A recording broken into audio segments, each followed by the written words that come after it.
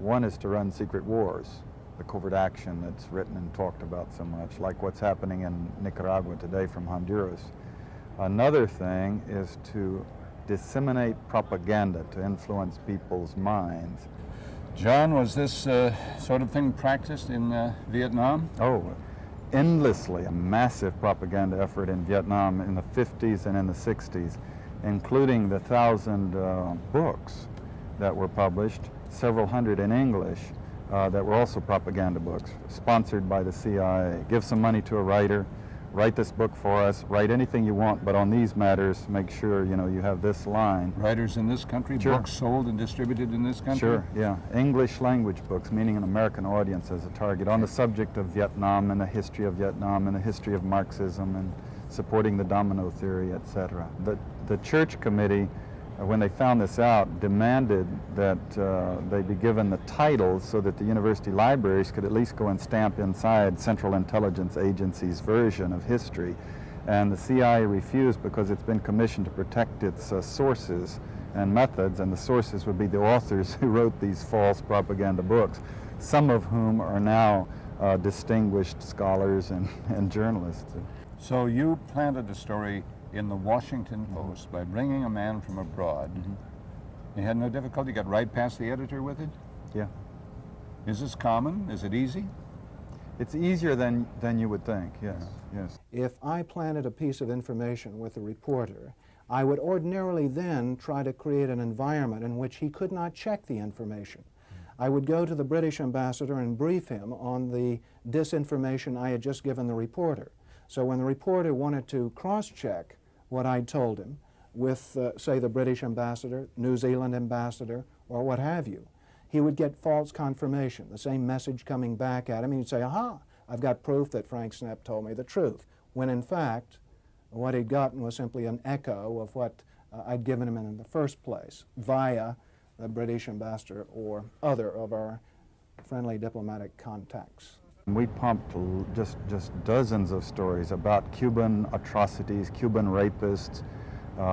In one case, we had the Cuban rapists caught and tried by the Ovimbundu maidens who had been their victims, and then we ran photographs that made almost every newspaper in the country of the Cubans being executed by the Ovimbundu women who supposedly had been their victims. But these were fake photos? Oh, absolutely. We didn't know of one single atrocity committed by the Cubans. It was pure, raw, false propaganda to create an illusion of communists, you know, eating babies for breakfast and that sort of totally false propaganda. For instance, if we wanted to get across to the American public that the North Vietnamese were building up their force structure in South Vietnam, I would go to a journalist and advise him that in the past 6 months, X number of North Vietnamese forces had come down the Ho Chi Minh Trail system through southern Laos.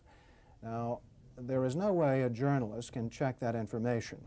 So either he goes with the information or he doesn't, and ordinarily or usually, the journalist would go with it because it looked like some kind of exclusive.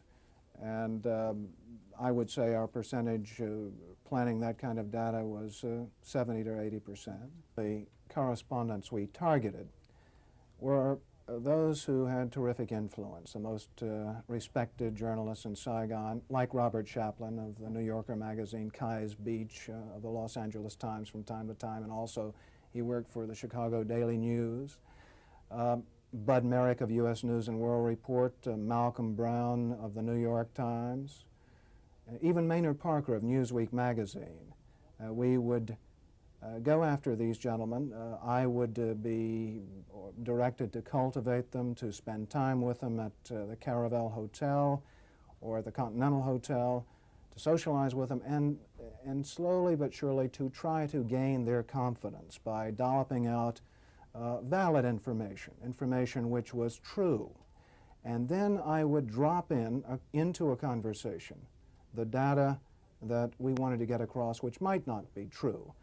One piece of data, for instance, that we managed to plant in the New Yorker magazine had to do with a supposed North Vietnamese effort in 1973 to develop airfields along the border of South Vietnam. The reason we wanted to plant this information was that we were trying to persuade the U.S. Congress that Saigon should continue to get a great deal of aid, and that the North Vietnamese were the chief violators of the ceasefire accord. That was printed in the New Yorker magazine under the byline of Robert Chaplin, as indeed was a great deal of such information which we tried to circulate. I think we are drifting from the values that we teach ourselves in school of democracy, of freedoms. I think we're selling out to a very small police organization who is absorbing American principles about as fast as the judicial and legislative processes can absorb them, freedoms of speech and press, and at the same time are continuing policies of killing in every corner of the world, right now in Nicaragua and El Salvador. I think I deplore that morally, but I also think it's extremely dangerous because it could flash so easily into a world confrontation. I am, as an ex-CIA agent, opposed to the disinformation activities in which I was involved. I admit that I was involved, and I think it served no useful purpose. Propagandizing the American public or Congress is not the CIA's job. Yes, the Church Committee brought it out in 1975, and then Woodward and Bernstein put an article in Rolling Stone a couple of years later. 400 journalists cooperating with the CIA, including some of the biggest names in the business, to consciously introduce the stories into the press. The major agenda-setting media, after all, what are they? As institutions in the society, what are they? Well, in the first place, they are major corporations, in fact, huge corporations. Furthermore, they're integrated with and sometimes owned by even larger corporations, conglomerates, so for example, by Westinghouse and GE and so on. Now, the elite media are the sort of the agenda-setting media. That means the New York Times, the Washington Post, the major television channels, and so on. They set the general framework. Local media more or less adapt to their structure. And they do this in all sorts of ways, by selection of topics, by distribution of concerns, by emphasis and framing of issues, by filtering of information, by bounding of debate within certain limits. 2.5 minutes to air. 45 seconds. They determine, they select, they shape, they control, they restrict in order to serve the interests of dominant elite groups in the society.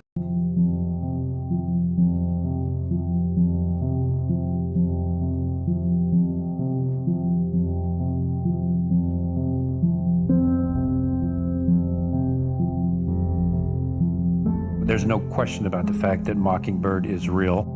It started out paying journalists in major media, Pulitzer Prize-winning journalists, to print fake stories that the CIA wanted in the press and fake interviews. And this was revealed in the Church Committee.